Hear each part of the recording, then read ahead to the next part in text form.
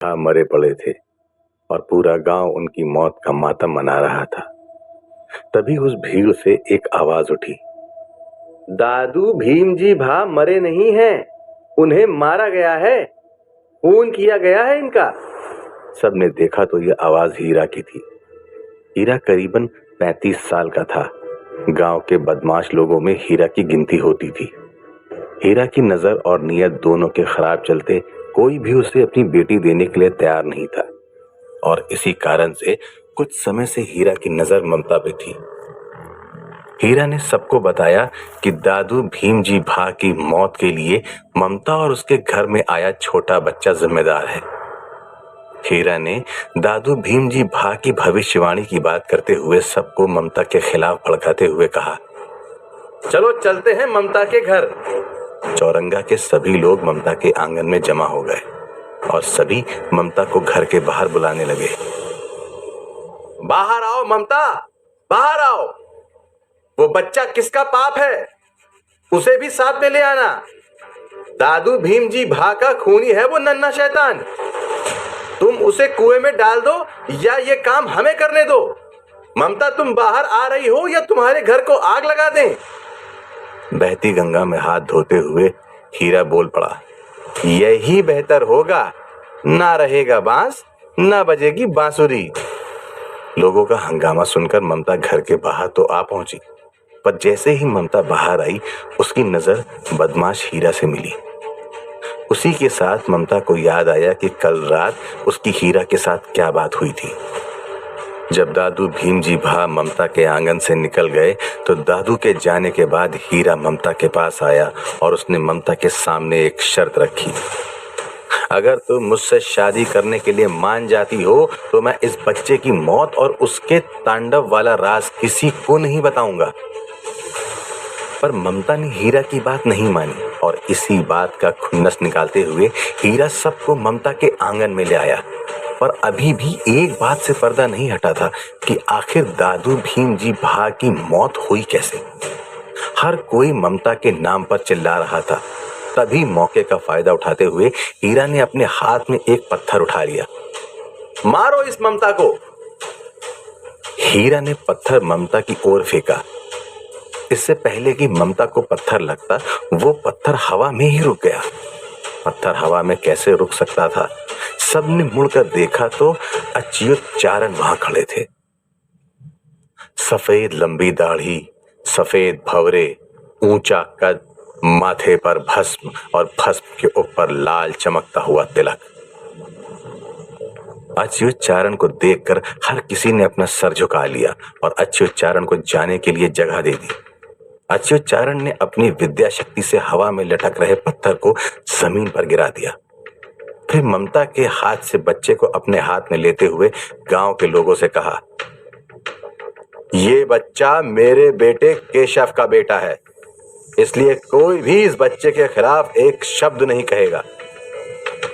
हीरा ने देखा अच्युतचारण के सामने कोई भी नहीं बोल पा रहा था। हीरा को अपने हाथ से बाजी और ममता दोनों सरकते हुए दिखाई दी तो हीरा ने कहा, लेकिन दादू भीम जी भा बता रहे थे कि इस बच्चे की एनर्जी नेगेटिव और विनाशक है। दादू भीम जी भा ने बच्चे के चेहरे को देखा और बच्चे को हवा में उछालते हुए कहा, तो मैं आज से इस बच्चे की एनर्जी बदल देता हूं, इसे विनाशक से रक्षक बना देता हूं। अच्युतचारण ने बच्चे को हाथ में पकड़ते हुए कहा, आज से मैं इसका नाम ध्रुव रखता हूं, अविचल ध्रुव, तारे की तरह मेरा पोता, मेरी ही तरह अपनी पॉजिटिव ऊर्जा से सबकी मदद करेगा। लेकिन हीरा अभी भी अच्युतचारण की बात मानने के लिए तैयार नहीं था। वो कुछ भी करके ममता से शादी करना चाहता था या ममता को गांव से बाहर निकालना चाहता था। अच्युतचारण हीरा की नीयत समझ चुके थे। अच्युत ने बताया, आप सबको तकलीफ ना हो इसलिए मैं बच्चे और ममता को मेरे साथ पर्वत पर रहने के लिए लेकर जा रहा हूं ताकि आप सब शांति से जी सकें। अच्युतचारण ममता और ध्रुव को लेकर चुपचाप गांव से निकल गए। पर उस दिन से गांव में अजीबोगरीब घटनाएं होना शुरू हो गईं। गांव का यम तालाब अचानक से बोलता हो गया। रात को यम तालाब से आवाजें आती, चले आओ, मेरे पास आओ। जो लोग कमजोर दिल के रहते थे उनको यम तालाब तुरंत खुद में समा लेता था, और जिन्हें यम तालाब अपने पास बुलाकर भी खुद में नहीं खींच सकता था, यम तालाब उन सब की एनर्जी खींच लेता था और वो लोग बीमार हो जाते थे। इतना ही नहीं, गांव की जो पुरानी हवेली थी जिस पर दादू भीम जी भा ने अपने हाथों से ताला लगाया था, उस हवेली के पास से जो भी गुजरता वो गायब होने लगता। इस कारण से गांव के लोग अब यम तालाब से भी दूरी रखने लगे थे और जहां पुरानी हवेली थी वहां से भी नहीं गुजरते थे। पर फिर भी महीने में 1-2 लोग गायब हो ही जाते थे। दूसरी ओर पर्वत पर अच्युतचारण ध्रुव को बचपन से ही सांगाणी परिवार की धरोहर, उनकी परंपरा, मंत्र तंत्र और खास करके भूत भैरवी मंत्र विद्या सिखाने में लग गए थे। पर एक ध्रुव था जिसे इन सब बातों में कोई ज्यादा इंटरेस्ट नहीं था। कभी कभी ध्रुव को पर्वत से चौरंगा जाना पड़ता था, कुछ जड़ी बूटी लेने या अनाज लेने।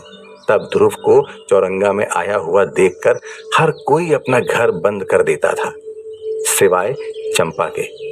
चंपा तो ध्रुव के साथ अपने बेटे रघु को भी खेलने देती थी, लेकिन तब भी हीरा चंपा को सुनाता, याद रख चंपा, तूने बच्चे को नहीं, एक सपोले को अपना दूध पिलाया है। 8 साल का होते ही ये तुझे डस कर रहेगा। एक दिन की बात है, ध्रुव और रघु छुपन छुपाई खेलते हुए पुरानी हवेली के पास पहुंच गए। रघु तो छिपने के लिए कहीं भाग गया, पर ध्रुव पुरानी हवेली के दरवाजे पर अपना सर रखकर दाव देने लगा। ध्रुव के दरवाजे को छूते ही पुरानी हवेली में तस्वीर में कैद खूबसूरत डायन जाग उठी। वह चिल्ला उठी, यही है वो हाथ, यही है। फिर डायन ने अपने आसपास की दीवारों पर चिपकी हुई बेलों को जगाने का आदेश देते हुए कहा,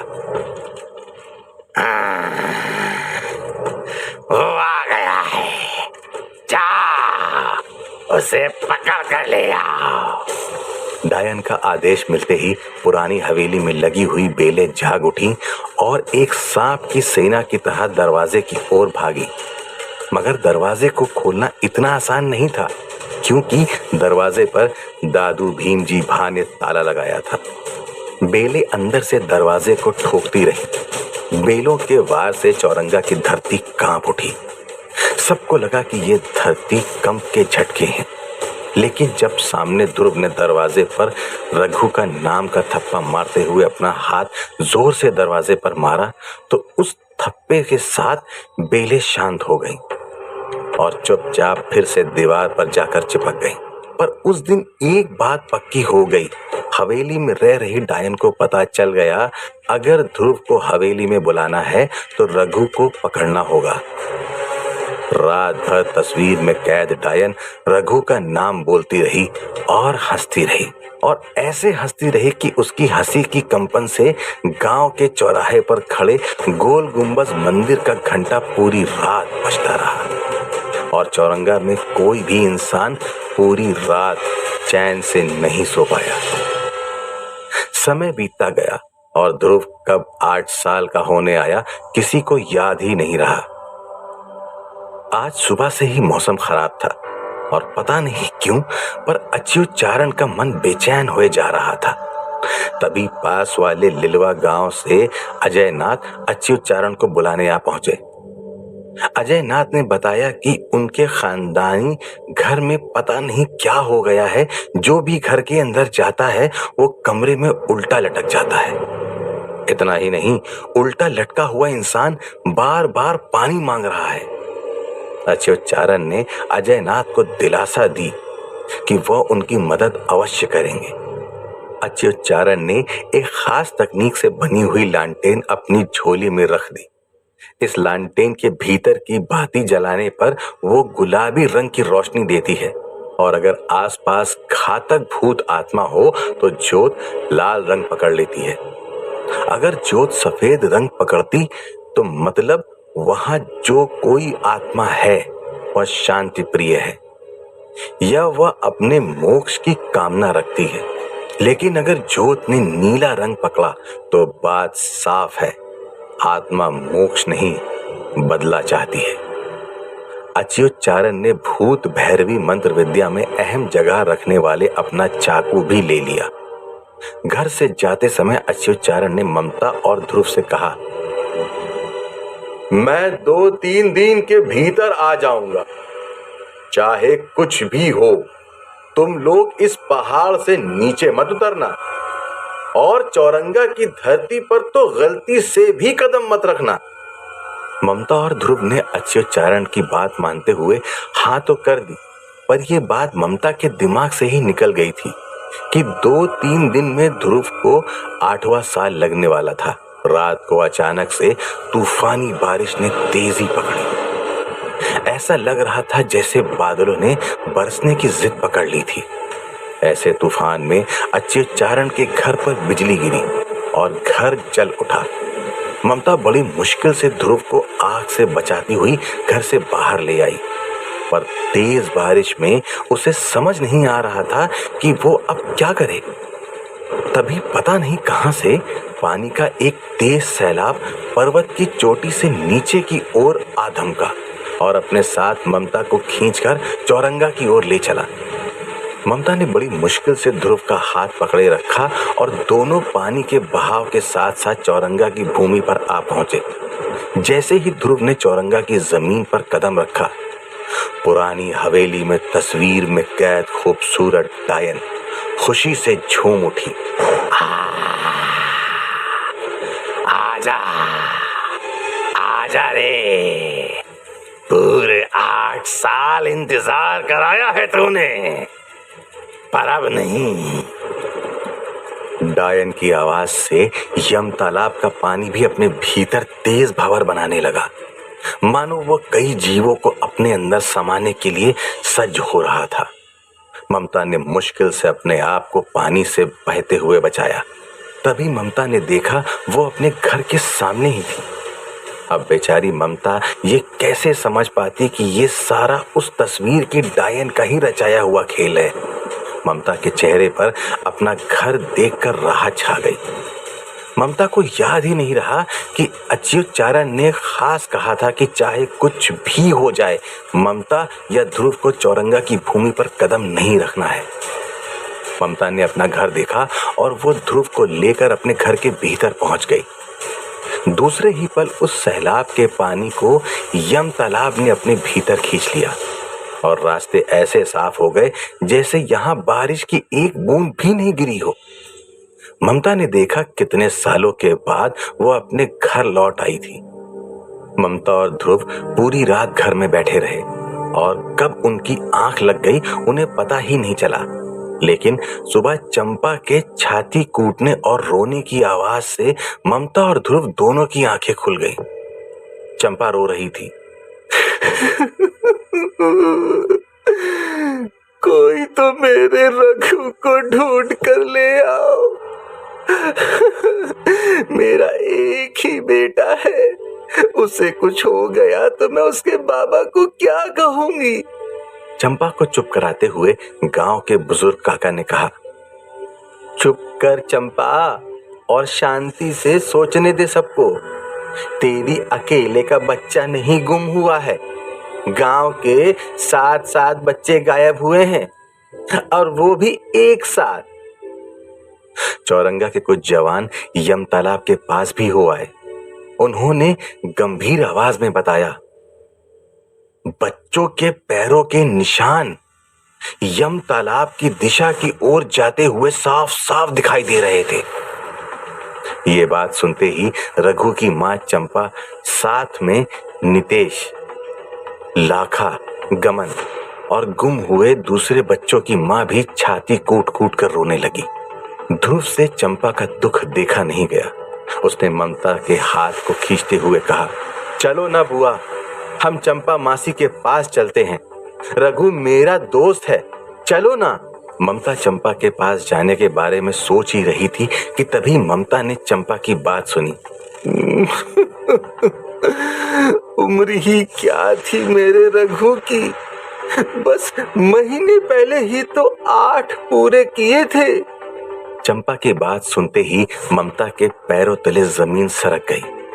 उसे दादू भीम जी भा की भविष्यवाणी याद आ गई। ये बच्चा अल्प आयु है, 8 साल की उम्र का होते ही इसकी मौत हो जाएगी, और अगर बच्चे की मौत नहीं हुई तो ये पूरे गांव को मौत का तांडव दिखाएगा। ममता की आंख से आंसू निकल आए। ध्रुव रघु से 1 महीने छोटा था, मतलब 1 या 2 दिन के भीतर ध्रुव मरने वाला था।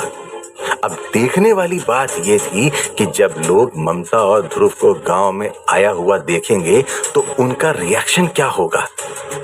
क्या ध्रुव या पूरे चौरंगा को मौत का नजारा दिखाएगा। जानने चंपा की बात सुनते ही ममता का दिल बैठ गया। उसने ध्रुव को अपने सीने से लगा लिया। शायद इसी कारण से अच्युतचारण ने ममता को ध्रुव के साथ चौरंगा की धरती पर कदम रखने से मना किया था। ममता के दिल की धड़कन तेज हो गई। वो ध्रुव को खोना नहीं चाहती थी, और वो ये भी जानती थी कि अगर ध्रुव इस समय सबके सामने गया तो लोग उसे जिंदा नहीं छोड़ेंगे। पर ध्रुव तो बच्चा था, उसे कहां दादू भीम जी भा के शाप के बारे में पता था। वो तो बस चंपा के पास जाना चाहता था। भले ही चंपा से उसका खून का रिश्ता नहीं था, पर चंपा ने उसे अपना दूध तो पिलाया था ना। ध्रुव ने अपने आप को ममता से छुड़ाया और वो चंपा के पास भागा। ममता चाहकर भी ध्रुव को रोक नहीं पाई, और जैसे ही चंपा ने देखा ध्रुव गांव में आया हुआ है, चंपा को दादू भीम जी भा की भविष्यवाणी याद आ गई। चंपा भड़क उठी। चंपा की सांसें फूलने लगी, चेहरा लाल हो गया, और उसने ध्रुव को नफरत के साथ धक्का देते हुए कहा, तेरे कारण मरा है मेरा बेटा। हीरा ने सच कहा था, मैं दूध पिलाकर सपोला बड़ा कर रही थी, लेकिन अभी भी देर नहीं हुई है। इससे पहले कि तू पूरे गांव पर भारी पड़े, ये गांव वाले तुझे जिंदा नहीं रहने देंगे। इतना कहते हुए चंपा ने हीरा को इशारा किया और उसी समय एक गधा ले आया। ध्रुव को उस गधे पर बिठाया गया, पर बेचारे ध्रुव को तो कुछ समझ ही नहीं आ रहा था कि उसके साथ हो क्या रहा था, और उसकी चंपा मासी उसके साथ दुश्मन जैसा व्यवहार क्यों कर रही थी। ध्रुव ने कहा, मुझे जाने दो, छोड़ दो मुझे। बुआ माँ बचाओ, आप कहाँ हो बुआ माँ। और किसी ने ध्रुव की नहीं सुनी, और ना ही ममता को ध्रुव के पास जाने दिया। किसी ने ध्रुव के कपड़े फाड़ दिए तो किसी ने ध्रुव के मुंह पर कालिक पोत दी। कुछ ध्रुव पर थूक रहे थे तो कोई ध्रुव पर कूड़ा कचरा बरसा रहे थे। ध्रुव रोए जा रहा था। अचानक से किसी ने गधे को जलती सिगार का चटका दे दिया और गधा भागा भागा और सीधे जाकर कूद गया यम तालाब में। यम तालाब के पानी में घूम रही भंवर ने गति पकड़ी।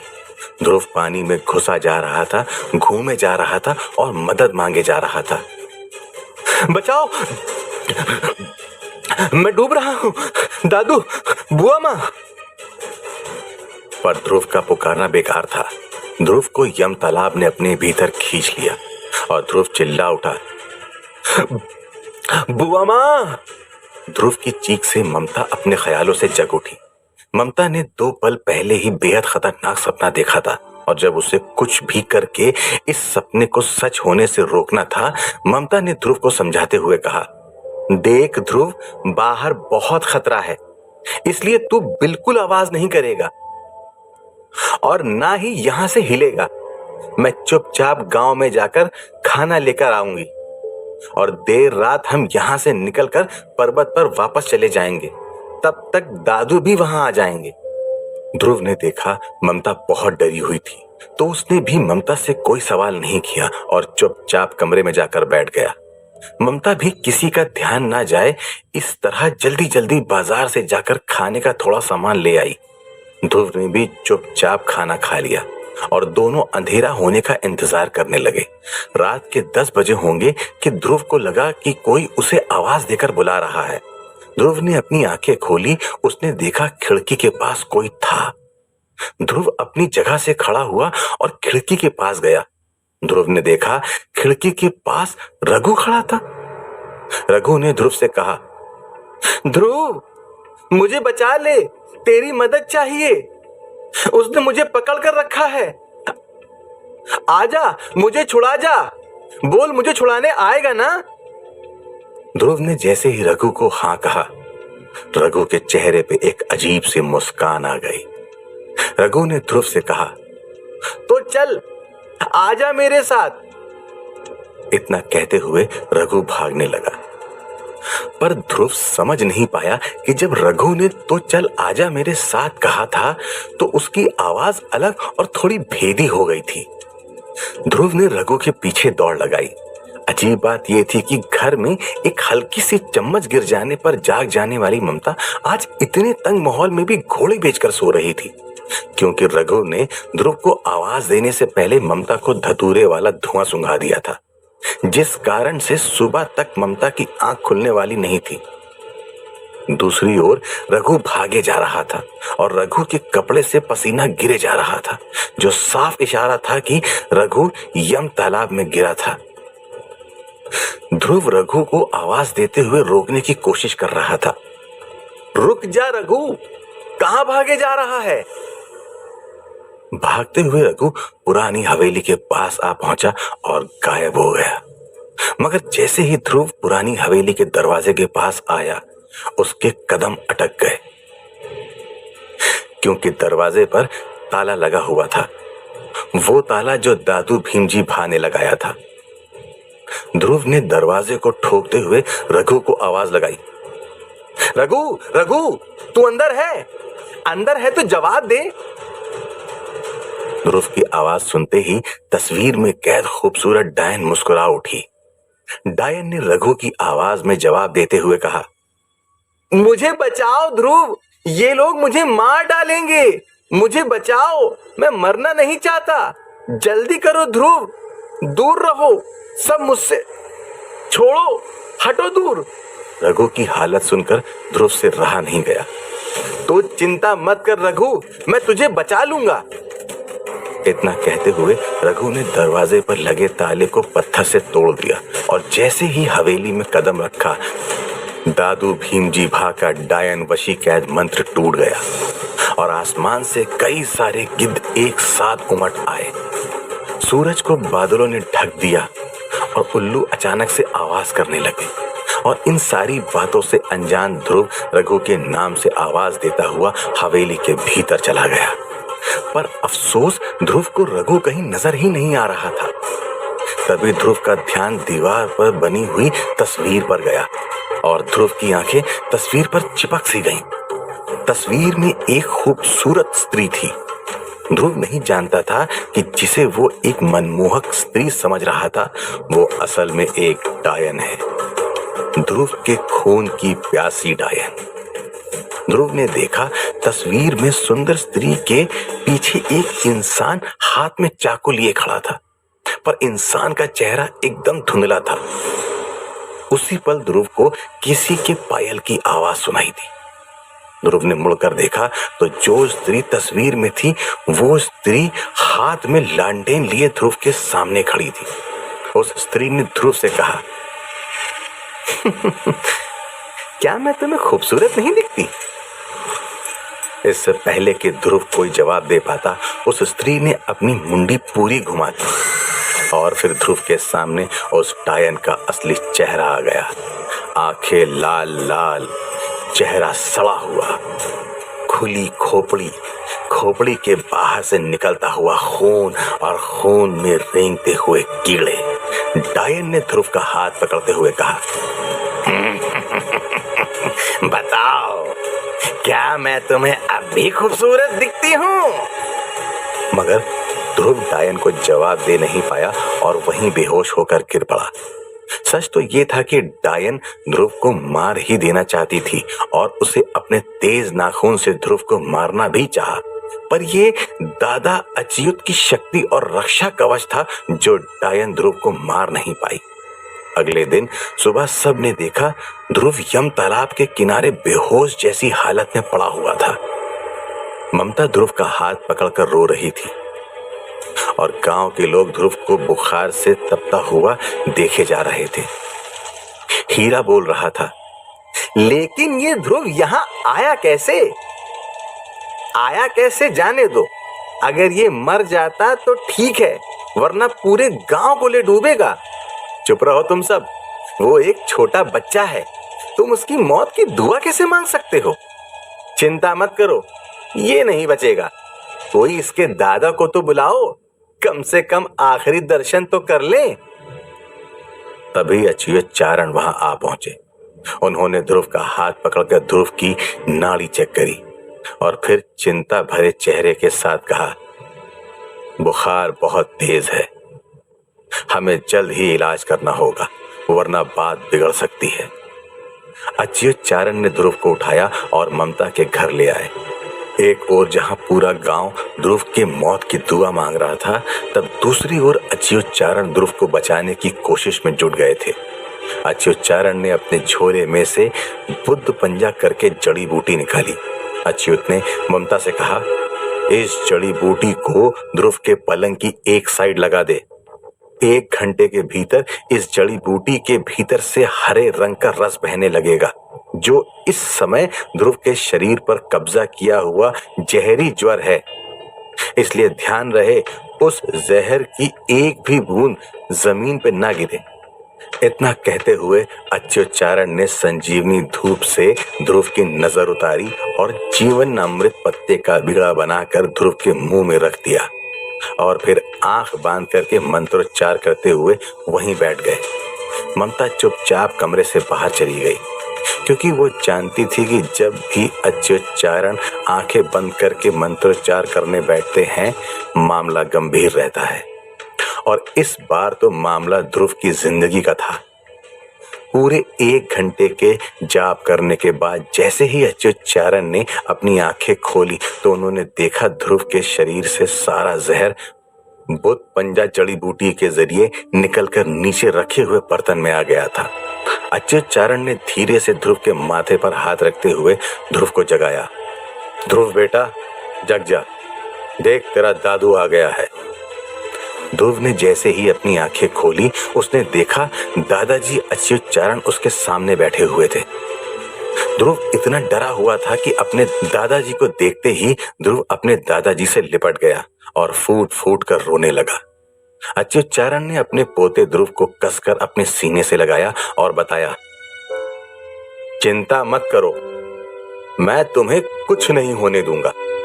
तभी कुछ लोग भागते हुए ममता के आंगन में आ पहुंचे और उन्होंने अच्युत चारण से कहा, आप जल्दी से हमारे साथ चलिए बाबा, यम तालाब के ऊपर कुछ अजीब सी चीज तैर रही है। अच्युत चारण ने ममता से कहा कि वो ध्रुव को गुड़ की राब बनाकर खिलाए, तब तक वह यम तालाब जाकर आते हैं। अच्युत चारण जब यम तालाब पहुंचे तो उन्होंने देखा कि एक बड़ा सा ककून यम तालाब के ऊपर तैर रहा था और चौरंगा वासी दूर से खड़े इसे देख रहे थे, पर किसी में भी इतनी हिम्मत नहीं थी कि यम तालाब के पास जाकर उस ककून को निकाले। आखिरकार बूढ़े अच्युत चारण ने अकेले ही वजन से भरे ककून को पानी से बाहर निकाला और जब उस ककून को गांव के चौराहे के बीचों बीच लाकर काटा गया, इस कारण पूरे गांव की आंखें फटी की फटी रह गईं। किसी के मुंह से आवाज नहीं निकली। ककुन के भीतर गांव के जो 7 बच्चे गायब हो गए थे, उनमें से 6 बच्चों की लाशें निकली थी। सारे बच्चों के शरीर से खून चूस लिया गया था। ये पहली बार था कि यम तालाब ने किसी का भोग लिया था और शरीर लौटाया था। मरे हुए बच्चों को देखकर बच्चों के माता पिता भागकर आगे आए और अपने अपने बच्चों को सीने से लगाते हुए रोने लगे, पर रघु की बॉडी तालाब से नहीं लौटी थी। ये देखकर चंपा छाती पीट पीट कर रोने लगी। अच्युत चारण के हाथ पकड़कर कहने लगी, मैं कुछ नहीं जानती, आपको मेरा बेटा लौटाना ही होगा। अच्युत चारण भी सोच में पड़ गए कि ऐसा कैसे हो सकता है, पर अच्युत चारण कहाँ जानते थे कि ये सारा खेल उस डायन का था। और इस समय वह डायन अपने पलंग पर सो रहे ध्रुव के सामने खड़ी थी। डायन ने ध्रुव को प्यार से जगाया और ध्रुव से कहा,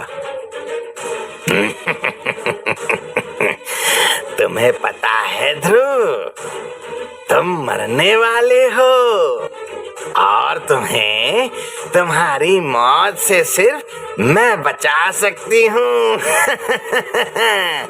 चले आओ मेरे साथ, डरो नहीं, उठो। पता नहीं उस डायन की आवाज में जादू था या वशीकरण। ध्रुव अपनी जगह से उठा और डायन के पीछे पीछे चलने लगा और घर से बाहर निकल गया। तो क्या अच्युतचारण ध्रुव को बचा पाएंगे? और क्या होगा जब अच्युतचारण को पता चलेगा कि उनके 8 साल के पोते को डायन उठाकर ले गई है?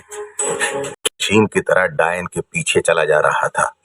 उसी समय अच्युतचारण ममता के घर की ओर बढ़ रहे थे। उन्होंने ध्रुव को घर से बाहर जाते हुए देखा तो वो ध्रुव के पीछे भागे और उन्होंने ध्रुव को रोक लिया। कहां जा रहे हो ध्रुव? ध्रुव भी अपने दादू की आवाज सुनकर एकदम से चौंक उठा। ध्रुव ने अपने आसपास नजरें घुमाई। उसे भी अचरज हुआ कि वो तो घर में सोया हुआ था, तो फिर बाहर कैसे आ गया? ध्रुव बोल पड़ा, मैं यहां बाहर कैसे आ गया? और वो कहां गई जो मुझे अपने साथ चलने के लिए कह रही थी? वो बता रही थी कि मैं मरने वाला हूं और एक वही है जो मुझे बचा सकती है। अच्युतचारण ध्रुव की बात सुनते ही समझ गए कि मामला गड़बड़ है। उन्होंने ध्रुव से पूरा मामला जानना चाहा। वैसे भी ध्रुव अपने दादाजी से कोई बात नहीं छुपाता था। ध्रुव ने रघु के आवाज देने वाले मामले से लेकर खूबसूरत स्त्री के मुंडी हिलाने तक वाली बात एक सांस में बता दी। अच्युतचारण समझ गए कि रघु का शरीर पुरानी हवेली में डायन के कब्जे में है, इसलिए ककून में भी रघु की लाश नहीं मिली थी और रघु की आत्मा अपने शरीर की मुक्ति के लिए ध्रुव से मदद मांगने आई थी। अच्युतचारण को यह भी समझ में आ गया कि डायन की नजर ध्रुव पर भी है, पर क्यों? ये एक रहस्य ही था जो डायन के अलावा और कोई नहीं जानता था। दादाजी की आंखों के सामने चंपा का रोता हुआ चेहरा आ गया, जिसने दादाजी से अपने बेटे की लाश ला देने की मांग की थी। पर दिक्कत यह थी कि रघु ने ध्रुव से मदद मांगी थी, इसलिए बिना ध्रुव को साथ लिए अच्युतचारण रघु की बॉडी को हाथ तक नहीं लगा सकते थे। आखिरकार दादाजी ने ध्रुव को पूछ ही लिया, जितना भरोसा तुम अपने दादा पर करते हो उतना ही भरोसा रघु तुम पर करता था। क्या तुम अपने दोस्त रघु के शरीर को लेने मेरे साथ पुरानी हवेली चलोगे? ध्रुव ने अपने दादाजी की बात सुनकर तुरंत हाँ में मुंडी हिलाई और दूसरे ही पल अच्युतचारण ने ध्रुव का हाथ पकड़ा और ममता के घर की ओर दौड़ लगाई। घर पर पहुंचते ही अच्युतचारण अपनी अटैची में से मंत्र सिद्ध किए हुए धूप, विभिन्न रंग की बाती, लालटेन अपने झोले में भरने लगे और अपना सिद्ध किया हुआ चाकू लेना तो कैसे भूल सकते थे। अच्युतचारण ध्रुव के साथ कमरे से बाहर निकले तो ममता वहीं खड़ी थी। ममता ने अच्युतचारण को बात समझानी चाहिए कि अच्युत के कहने के बावजूद ऐसा क्या हो गया था कि ममता और ध्रुव को चौरंगा गांव की धरती पर पैर रखना पड़ा। पर अच्युतचारण ने ममता को परिस्थिति के चलते खामोश रहकर अच्युतचारण की बात सुनने को कहा और ममता के हाथ में एक लंबी सी मोमबत्ती पकड़ाते हुए कहा, मैं और ध्रुव रघु का शरीर लेने पुरानी हवेली जा रहे हैं।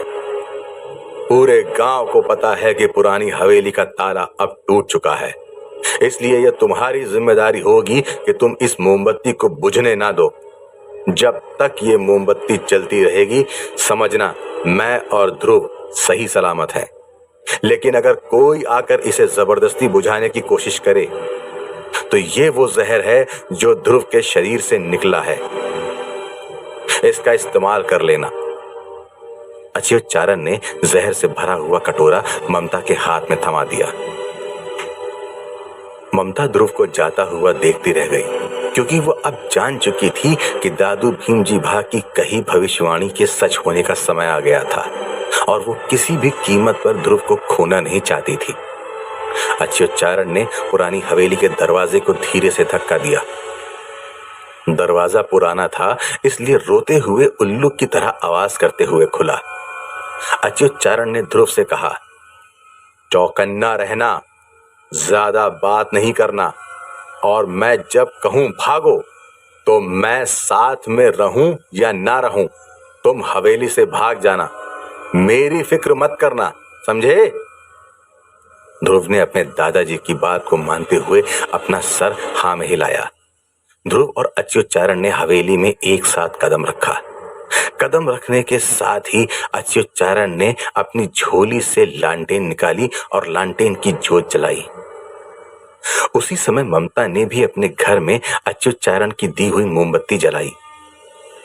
दोनों ओर गुलाबी जोत जल चुकी थी। गुलाबी जोत मतलब फिलहाल कोई खतरा नहीं है।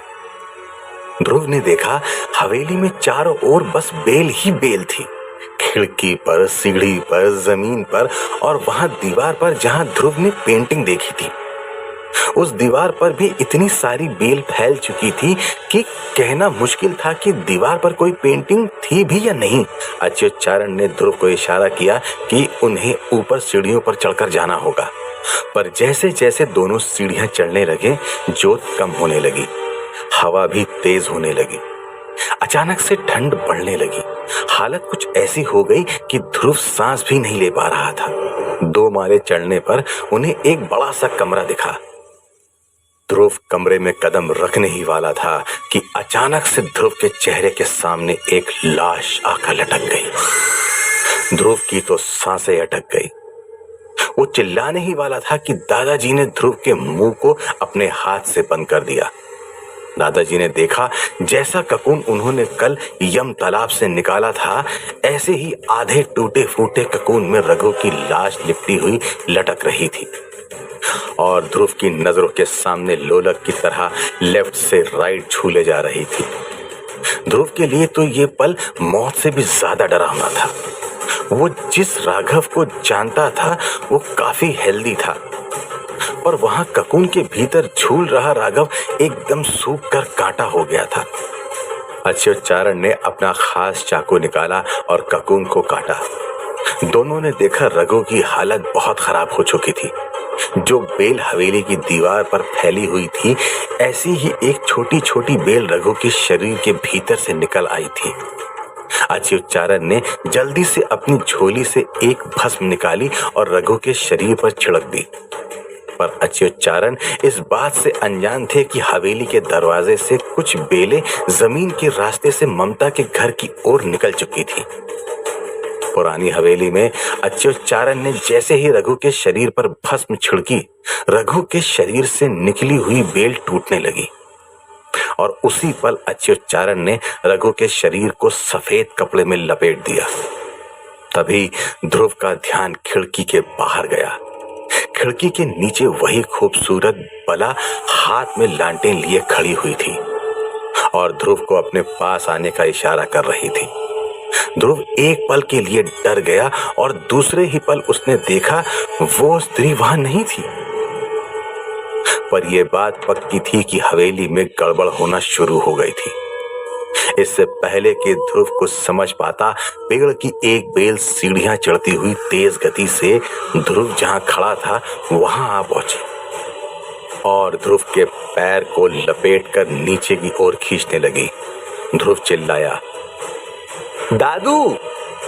पर इससे पहले कि अच्युत कुछ कर पाते, बेल ने ध्रुव को तेज गति से नीचे की ओर खींचना शुरू कर दिया। ध्रुव चिल्लाने लगा, छोड़ो मुझे, जाने दो! पर बेल ने ध्रुव के पैर को जबरदस्त पकड़कर रखा था। धाड़ धाड़ करते हुए ध्रुव सीढ़ियों से दूसरे माले से पहले माले पर पहुंच चुका था। ध्रुव की हड्डी पसली एक हुई जा रही थी।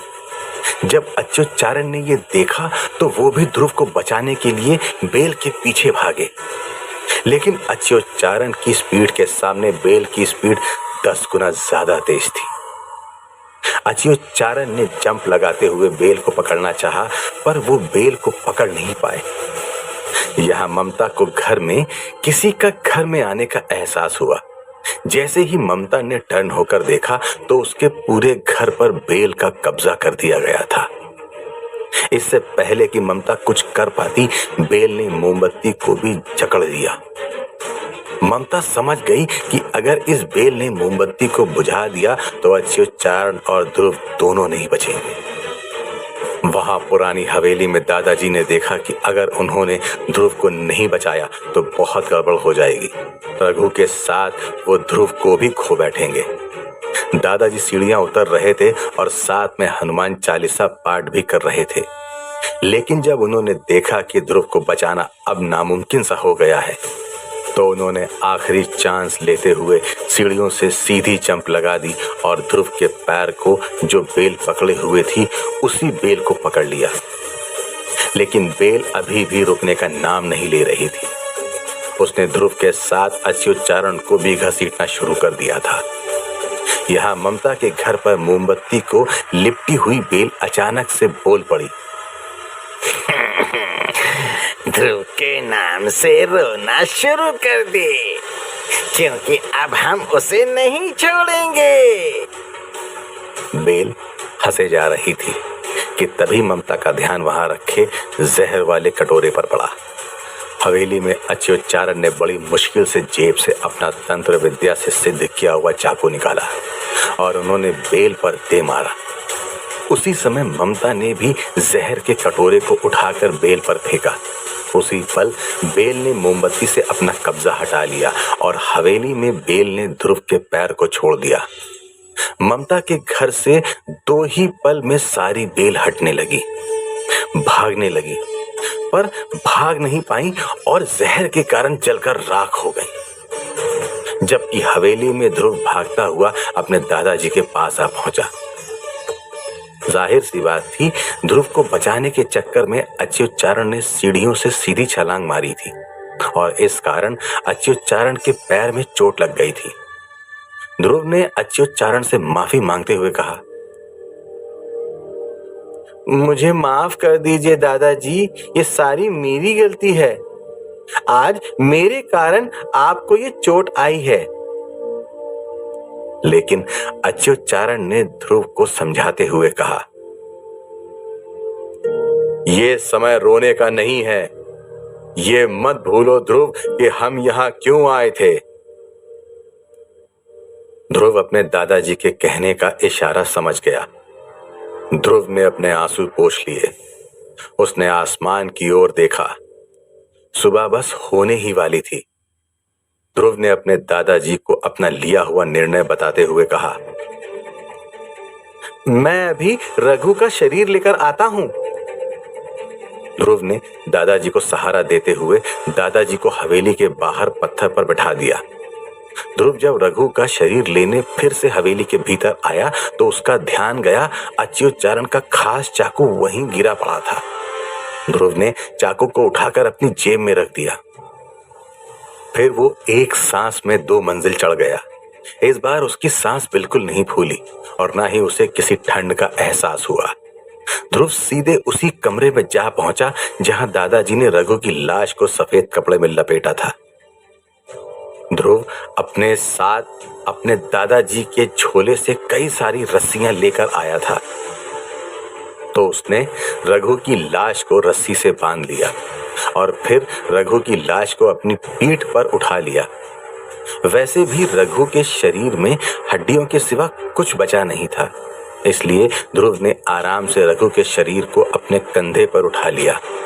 लेकिन जैसे ही ध्रुव ने रघु को उठाया, उसे लगा एक ठंडी हवा ने पीछे की खिड़की से तेज गति से बहना शुरू कर दिया और ध्रुव को लगा जैसे किसी ने उसे सीढ़ियों से धक्का दिया। ध्रुव ने मुड़कर देखा पर पीछे कोई नहीं था। धीरे धीरे ध्रुव रघु के शरीर को लेकर अपने दादाजी अच्युतचारण के पास बाहर आ पहुंचा। अच्युत ध्रुव को जिस तरह देख रहे थे, उनकी आंखों से साफ साफ दिखाई दे रहा था कि वो सोच रहे थे कि अगर इस समय उनका बेटा केशव यहाँ होता तो ध्रुव को इतनी छोटी आयु में बस ये सब नहीं झेलना पड़ता। ध्रुव ने अपने दादाजी को बताया कि वह अपनी बुआ माँ यानी कि ममता को बुलाकर लाता है और फिर उसे रघु के घर रघु का शरीर भी तो पहुंचाना है। ध्रुव ममता के घर पहुंचा और उसने ममता से अपने दादाजी की सहायता के लिए डॉक्टर बुलाने की बात कही। और खुद अपने नन्हे कंधे पर अपने जिगरी दोस्त के मृत शरीर का भार उठाए पहुंच गया अपनी चंपा मौसी के घर। अब देखना यह है कि क्या होता है चंपा मौसी के आंगन में। क्या हीरा ध्रुव को चंपा के आंगन में पहुंचने से पहले ही रोक लेगा? क्या अपने बच्चे को बचाने के लिए केशव लौट आएगा? या ध्रुव अपनी दोस्ती की कसम खाते हुए डायन को खत्म करने की शपथ लेगा? सवाल कई हैं,